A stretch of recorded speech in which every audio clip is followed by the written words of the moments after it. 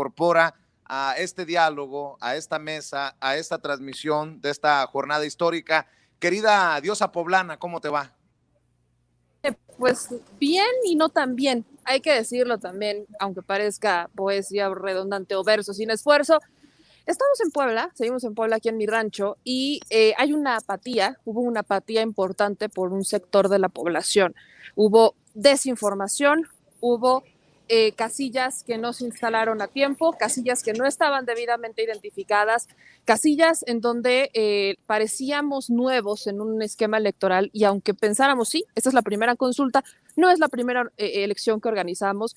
El INE se jacta mucho de decir que son grandes organizadores y que fue un éxito la consulta popular, cuando ellos mismos violaron las propias leyes que siempre dicen defender. Entonces, es un sabor amargo, creo que estamos en un sabor amargo por parte de la organización, que al final sabíamos que esto iba a pasar, sabíamos que iba a haber una organización deficiente, que íbamos a tener mensajes confusos por parte de la autoridad electoral, sabíamos que había una población que no quería salir a participar y al final creo que ni siquiera esa población sabía por qué no quería salir a participar. Creo que hay mucho que reflexionar y creo que este ejercicio nos está dejando grandes lecciones, pero sobre todo quiero hacer este énfasis, gran énfasis en el que estamos viviendo. Este es un momento histórico y todavía tenemos 29 minutos para salir a participar.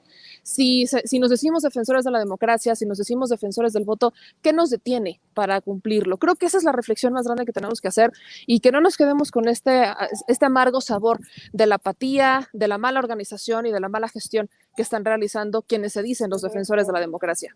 No te vayas, Meme, déjame que circule el diálogo porque estoy leyendo a Javier Martínez Reyes, este personaje que es politólogo del CIDE, querido Ricardo, y dice, el INE logró instalar el 99.7% de las mesas. Cada ciudadana y ciudadano decidió libremente si participaba o no en la consulta popular. Alimentar la narrativa del fraude es una absoluta irresponsabilidad. Alguien como tú debería de saberlo, le dice a Julio Astillero. Oye, Ricardo, estos son unos sinvergüenzas. Cuando hubo una clara campaña para desmotivar la participación de la gente, pues no cada ciudadano y ciudadana decidió libremente si participaba o no. Hubo un compromiso y me atrevo a decir que un costoso compromiso para desmotivar a la ciudadanía a participar. Y hace rato platicaba con Renata Turrente y me decía, si esto hubiera ocurrido en otro país, se hubiera calificado como supresión del voto. Yo me voy a Estados Unidos. ¿Cuántas veces la comunidad afroamericana ha sido víctima precisamente de estas campañas para desmotivar su voto y han ido incluso hasta tribunales a denunciar esta supresión del voto, estas campañas perversas? Pues es lo que estamos precisamente haciendo en espacios como Regeneración MX, al Chile de Meme y sin censura, obviamente. También con lo que dice Meme, por supuesto. Yo agrego a la apatía esta campaña de la que tú hablas. Contra lo que aseguran estas empresas de medios, no se promovió la participación y la difusión fue escasa, torpe y tendenciosa. Entonces, si nosotros hacemos un recorrido por los diferentes medios de comunicación, esos medios de comunicación que tienen nombre y que tienen dueño, estoy hablando de Excelsior, de los Olegarios Vázquez Raña, estoy hablando de Reforma, de los Junco, estoy hablando del Universal, de Eli, solamente para hablar de los más tendenciosos y de los más recargados, porque los otros son sus voceros.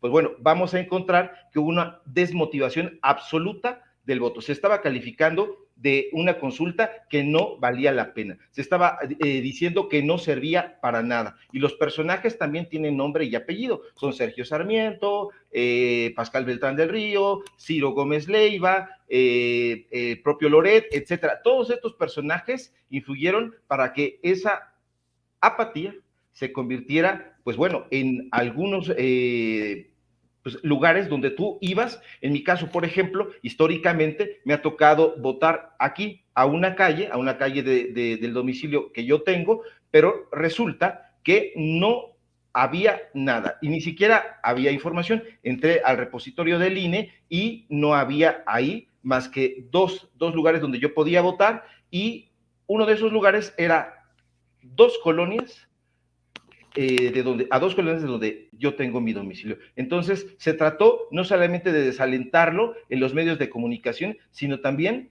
en el peregrinaje que le impusieron a la gente. Entonces, hay que recordar que, por ejemplo, aquí hay una población grande de adultos mayores que dijeron, bueno, ¿dónde me toca votar? No sé, no tengo la información, no me queda claro, y alguien les informaba, bueno, tienes que ir 2 colonias de distancia.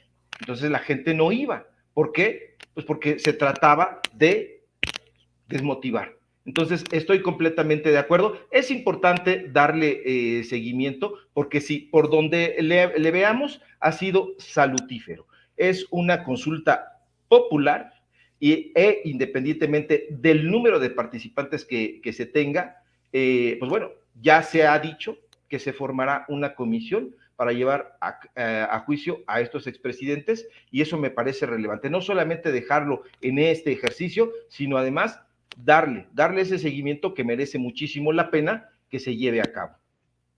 Precisamente, Meme, Sósimo Camacho, colega, amigo de la revista Contralínea, medio independiente también, a quien le mando un abrazo, plantea algo muy interesante, y lo hemos abordado con Ricardo y lo he abordado contigo. Dice, el ambiente de verbena alrededor de las casillas electorales instaladas en las colonias populares contrasta con el silencio de las establecidas en las zonas residenciales. Se trató, dice Sósimo Camacho, de la consulta de los humildes. ¿Cómo la ves? Va, ¿por qué? De algo que nos pudimos dar cuenta, que nos pudimos dar mucho cuenta en las casillas, y si se dan mucho cuenta, si ustedes salieron a votar y demás, había muchos más votantes que ya son grandes, de la tercera edad en su inmensa mayoría, y menos jóvenes. ¿Por qué? ¿Por qué ocurre ¿Por qué ocurre esto? Simple y sencillo, y ahí entra la parte. Porque los que ya están más grandes, les tocó vivir el Fubaproa, les tocó vivir la devaluación del peso, les tocó vivir todo lo que buscan por lo que se haga justicia. No es un tema de venganza, es un tema de justicia. Ahora, si bien me gusta lo que dice mi querido Ricardo, de que no se va a quedar solo en un tema de consulta, sino que se tendrán que dar estas comisiones de la verdad, quiero compartir con ustedes un análisis que quizás tendrían que haber hecho y que me hubiera encantado que hicieran aquellos que se dicen defensores de la democracia. Es un diálogo entre dos amigos conocidos, vamos a decirlo, que no son simpatizantes de la 4T. Uno fue candidato independiente, el que se llamaba Abayubá Duché, estudiamos justo hasta en la prepa juntos. Él fue candidato independiente en las elecciones pasadas y no es simpatizante de la 4T. Y le saca este comentario a un priista y le dice así: lo estuve pensando y saqué algunos razonamientos, quizá erróneos, a ver a ti qué te parece. 1. Varios de los posibles delitos cometidos por funcionarios del pasado ya prescribieron, por lo que se necesitaría abrir una comisión de la verdad que, como vimos en muchos casos como el italiano, requiere de fuertes apoyos populares. 2. Si el presidente, que no parece presionar mucho para hacer justicia en casos políticos, quiere excusarse en que la gente no votó, prefiero votar y decirle que no se nos olvida lo que ha pasado en este país, aunque él insista en que miremos hacia adelante. Y 3, en un país en el que el Estado de Derecho le sirve únicamente a los ricos y poderosos, así los muestran nuestros resultados al respecto, argumentar en contra de la consulta por su potencial inconstitucionalidad o ilegal, aun cuando la Corte lo validó, me parece un error de orden conceptual. Al analizar la realidad con categorías formales que no la pueden explicar, se cae en una falacia explicativa. Ese es el punto al que quiero llegar. No teníamos que estar a favor o en contra, no es un tema de pro 4T o no, no es un tema, no buscábamos, creo que el tema ni siquiera debe de ser que si están ustedes de acuerdo con el presidente o no, vaya, eso nada tenía que ver, absolutamente nada tenía que ver. ¿Qué es lo que tiene que ver? La democracia.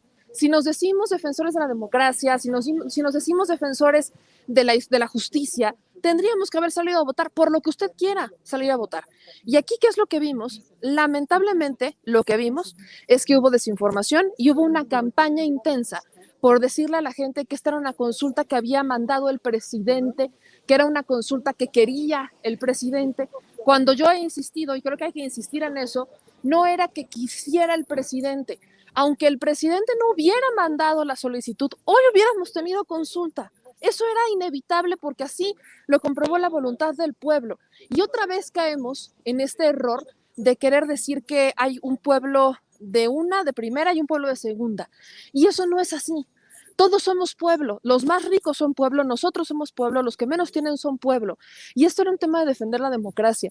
Hay una imagen que está circulando en redes que se las voy a compartir, no sé si ya la pusieron, pero se las voy a compartir en un momento, en donde dicen, si perdieron su dignidad, apareció en Huehuetla. Y es una casilla llena de gente humilde, formada para votar. Esa imagen es poderosa, esa imagen nos dice muchísimo, porque efectivamente, ¿quiénes iban a salir a votar? ¿Los que fueron beneficiados por esas administraciones o los que fueron perjudicados?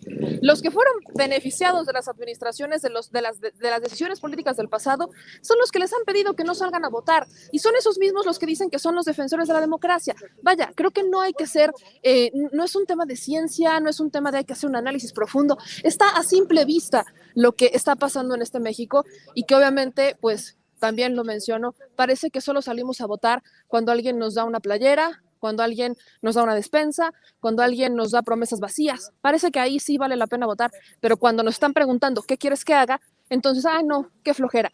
Creo que tenemos que sopesar muy bien dónde están nuestras prioridades y qué es lo que queremos de aquí para adelante, porque este modelo de consulta popular no solamente puede aplicar para esto, puede aplicar para varias cosas.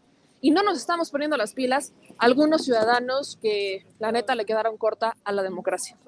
Y bueno, precisamente la confirmación de lo que dice Sósimo Camacho en la revista Contralínea, querido Ricardo, querida Meme, se refleja en esta fotografía que comparte Kurt Hagbart en Twitter.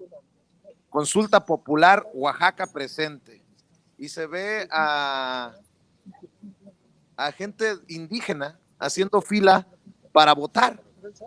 Y a mí me emociona, me conmueve esta imagen, querido Ricardo, porque sí considero que a muchas zonas desprotegidas, pobres, alejadas, les quedó chico el INE. O sea, al INE le quedó grande nuestro país, desde mi perspectiva, obviamente, y esta imagen la quería compartir con ustedes, es esta imagen que muestra a comunidades indígenas participando en esta consulta popular, cuando en zonas tal vez más acomodadas, más favorecidas, sin tantas carencias, pues prefirieron no salir a votar. Fue en Oaxaca donde precisamente se instaló únicamente el 30% de las casillas. Al INE no le importó revisar si se estaban llevando a cabo puntualmente y como era su obligación, las casillas a las que por ley estaba obligado instalar. No lo hizo, no le importó, no le interesó y tampoco le interesó difundir cuáles eran los delitos por los cuales se tenía que expresar uno un voto. Yo siempre acudo al público memorioso de Sin Censura y de todos lados. Hay que recordar cuáles fueron algunos de los delitos que cometieron estos exmandatarios. De entrada, Carlos Salinas de Gortari por el fraude electoral del 88. Ernesto Zedillo por el rescate de los banqueros en la crisis famosísima también del 94, conocida como Fobaproa, y que todavía hoy, en este momento, se está viendo reflejada en los pagos que realiza la gente a través de los impuestos, porque se está pagando todavía el Fobaproa. A Vicente Fox por la represión de la comunidad del Estado de México, conocida como el caso Atenco, que ya han querido llenar de polvo y olvido. A Felipe Calderón, entre otras muchísimas cosas, por un fraude, por la guerra fallida contra el narcotráfico, y a Peña Nieto, que está tomándose fotografías campantemente, pues nada más ni nada menos que por el asunto de Ayotzinapa, es decir, la desaparición de los 43 estudiantes magisteriales ahí en Guerrero, por decir lo menos. ¿Sí? También está el asunto, pues, de los niños de la ABC, o sea, cosas muy importantes que no han prescrito para nada y que todavía están, no solamente en la retentiva de la gente, sino en el dolor de las familias y de la gente que padeció en carne propia ese tipo de crímenes, que son crímenes que no exageramos al calificarlos de lesa humanidad. Entonces, es muy importante que la gente recuerde todo esto. Ahí está, pero estos personajes a través de los medios de comunicación se ríen, hacen chascarrillos, sujetos como Carlos Salas